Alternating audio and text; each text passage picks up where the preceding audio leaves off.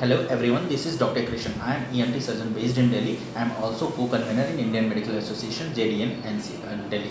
In the series of patient education series, आज हम video बना रहे हैं प्रिकॉशंस आफ्टर नोज सर्जरी। तो बेसिकली ENT में, रूटीन ENT में नोज में 3 सर्जरी कॉमनली परफॉर्म होती हैं, सेप्टोप्लास्टी, इसके बाद सेप्टोराइनोप्लास्टी और फेस। इसके साथ साथ कुछ लोग CSF रिपेयर भी करते हैं और वैसे तो इमरजेंसी में या बाकी छोटी छोटी सर्जरी जैसे कि नेजल बोन फ्रैक्चर रिडक्शन वगैरह भी होती हैं। तो जो प्रिकॉशंस होता है इन सब सर्जरी में ऑलमोस्ट सेम होता है। होता क्या है बेसिकली प्रोसीजर्स वगैरह पे और प्रिपरेशन पे हम डिटेल में बात किसी और वीडियो में करेंगे। आज हमारा पर्पस है प्रिकॉशंस के बारे में बात करना। तो सबसे पहले नोज़ में कोई भी सर्जरी होती है तो उसमें ब्लीडिंग होने के चांसेस ज़्यादा होते हैं, क्योंकि ब्लड सप्लाई आपको पता है फेस वाले एरिया में काफ़ी ज़्यादा होता है। तो ब्लीडिंग को रोकने के लिए हम नेज़ल पैक करते हैं। नेज़ल पैक करने के अलग अलग तरीके होते हैं। हमारे पास जो सर्जिकल मटेरियल्स होता है वो भी अलग अलग टाइप का होता है पैक करने के लिए, बट नोज़ पैक जनरली हम सर्जरी के बाद 2 दिन तक रखते हैं, 48 आवर्स तक, या 2 दिन से ज़्यादा भी रख सकते हैं कुछ केसेस में, बट मिनिमम 48 आवर्स रखते हैं। जब नेज़ल पैक हम करते हैं तो उससे कुछ साइड इफ़ेक्ट्स होता है, या कुछ उसको बोलती हैं कि नेज़ल पैक के इंड्यूस जो इफेक्ट्स होते हैं वो होते हैं। तो पेशेंट को ये काउंसिल करना जरूरी होता है। बीइंग अ पेशेंट आपको ये पता होना चाहिए कि ये हो सकता है, तो ये कोई एबनॉर्मल नहीं है, ये पैक की वजह से होते हैं। जब हम पेशेंट का कंसेंट साइन कराते हैं तो भी पेशेंट को ये सब बताते हैं, बट पेशेंट ध्यान नहीं देता उतना। और जब ऑपरेशन के बाद जब नेज़ल पैक रहता है, पेशेंट को ये दिक्कत होती है तो बार बार डॉक्टर से पूछता है कि ये क्यों हो रहा है ऐसा। जैसे कि नेज़ल पैक की वजह से सर दर्द हो सकता है, हेडेक हो सकता है, नाक बंद रहता है। पेशेंट को सांस, जब पेशेंट कई बार जनरल एनेस्थीसिया में पेशेंट ऑपरेट होता है, उसके बाद जब एक्सट्यूबेट होता है, जब सांस की नली निकालता है तो पेशेंट को बड़ा दिक्कत होता है कि नाक से तो उसको सांस नहीं हो रहा है, बहुत नर्वस होता है उस समय। उस सडन मूवमेंट पे तो पेशेंट बोल भी नहीं पाता, इसलिए बहुत अनकोऑपरेटिव सा होता है, एंक्सियस होता है। तो उस समय प्री ऑपरेटिवली पेशेंट को ये बताना कि जब नाक की सर्जरी हो जाएगी उसमें नाक में पट्टी डालेंगे तो 2 से 3 दिन तक उसे नाक से सांस नहीं लेना है, मुँह से लेना है, ठीक है। ये आपको ध्यान देना है, ठीक है। और इसके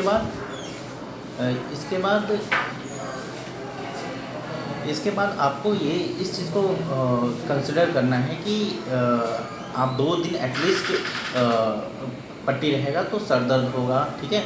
और इसके साथ साथ आपको सर दर्द रह सकता है, साथ साथ आँख से दिखना थोड़ा अफेक्टेड रह सकता है, लेकिन दिखना उतना ज़्यादा नहीं होता, लेकिन आँख से पानी आता है, जिसको एपिफोरा, मेडिकल लैंग्वेज में एपिफोरा बोलते हैं। ये दिक्कत जो कॉमनली नाक बंद और सर दर्द और आँख से पानी आना होता है। इसके साथ साथ नाक की सर्जरी जितनी होती है उसमें specially face functional endoscopy sinus surgery जब होता है, जो कि आप लोग ने देखा होगा म्यूकर में जो सर्जरी करते थे वही फेस करते थे डिपार्टमेंट के साथ। ये जो सर्जरी होता है इसमें क्या होता है कि इसमें आँख की नस को नुकसान होने के चांसेस होते हैं, इसलिए ऑपरेशन के बाद हम आँख का असेसमेंट करते हैं। अगर आपको दिखना धुंधला लगे ऑपरेशन के बाद तो आप ये डॉक्टर से बताएं जब आप वार्ड में एडमिट हो या घर गए हैं। तो वैसे रूटीनली हम आँख की जांच करवा लेते हैं, ठीक है, आँख की जांच करवा लेते हैं, ठीक है। अब इसके बाद क्या होता है कि अब अगर जैसे कि नाक की सर्जरी में अगर आप हाइपरटेंसिव है, बीपी आपका हाई रहता है, तो उसमें नाक के ऑपरेशन के बाद हल्का हल्का नाक से खून आना या दवाई के साथ मिक्स होकर थोड़ा ब्लड आना वो नॉर्मल है, लेकिन बहुत ज़्यादा है तो आपको अपने डॉक्टर को कंसल्ट करना है। प्लस अगर हाइपरटेंसिव हो, आप बीपी नहीं कंट्रोल कर रहे हो, बीपी को प्रॉपर्ली मॉनिटर नहीं कर रहे, तो आपके नाक से खून आने के चांसेस बहुत ज़्यादा होते हैं। दूसरी चीज़ कि अब जैसे नाक की सर्जरी जिसमें होती है, हम जब पेशेंट को एडवाइस करते हैं कि जो बेड का सिरहाना, सर वाला पोर्शन होता है, उसको थोड़ा सा ऊपर रखना है, ठीक है। सारे नाक के ऑपरेशंस के पेशेंट्स में हम ये एडवाइस करते हैं, तो आप भी इसको एडवाइस को फॉलो करें।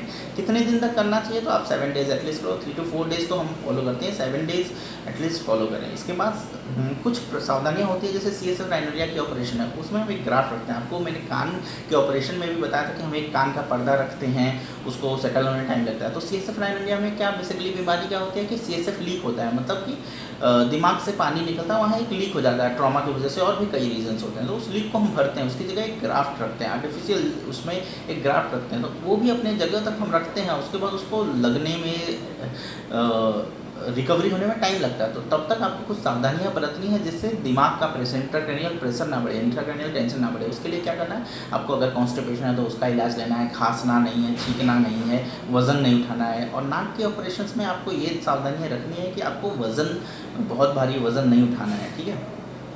इसके साथ साथ आपको नाक छिड़कना नहीं है, या फिर बहुत तेज़ से स्मेल नहीं करना है, इससे भी आपको नुकसान हो सकता है, ट्रॉमा हो सकता है। बाकी इसके बाद फेस जब हम फंक्शनल एंडोस्कोपिक साइनस सर्जरी करते हैं तो हमें ये पेशेंट को ध्यान में रखना है, हम नाक की डूशिंग या फिर नाक की सफाई बोलते हैं, स्प्रेज के साथ साथ हम डूशिंग देते हैं। तो फेस के बाद जब हम पेशेंट डिस्चार्ज होता है तो हम उसको स्प्रेज देते हैं। आपको स्प्रेज जैसे आपके डॉक्टर ने एडवाइस किया वैसे आपको लेना है, जो डॉक्टर ने एडवाइस किया वही आपको लेना है, कोई दूसरा ना ले। आपको ये ध्यान देना है जो डॉक्टर दवाई दें आप वही ले। आप मेडिकल शॉप से जब लेते हो तो भी आप कंफर्म करो, नाम पढ़ो। आजकल लोग इतने पढ़े लिखे हैं, आप सर्च कर सकते हो, आप पढ़ सकते हो, आप वहाँ चेक करो, क्योंकि आपके डॉक्टर को एक पर्टिकुलर ब्रांड, एक पर्टिकुलर चीज़ पे विश्वास है, उसने उसको काफ़ी साल से यूज करके उस पर एक ट्रस्ट डेवलप किया है, वही इसलिए डॉक्टर वो आपको देते हैं। और आप किसी और दवाई या कोई और मॉलिक्यूल सब स्टैंडर्ड लेंगे तो उससे आपको उतना, आपके डॉक्टर के मुताबिक उस हिसाब से उतना रिजल्ट नहीं आएगा, उससे आपका जो रिकवरी पीरियड है वो लंबा रहेगा। इसके साथ साथ मैं आपको बताऊंगा डूशिंग के बारे में। डूशिंग जब आप करते हो तो डूशिंग या स्प्रेज करते हो, नेजल स्प्रे करते हो तो जो स्प्रे में आप देखोगे nozzle, generally most of the spray में नोजल होता है जो नुकीला होता है, उसको आपको नाक की हड्डी के अपोजिट रखना है और फिर सर को झुका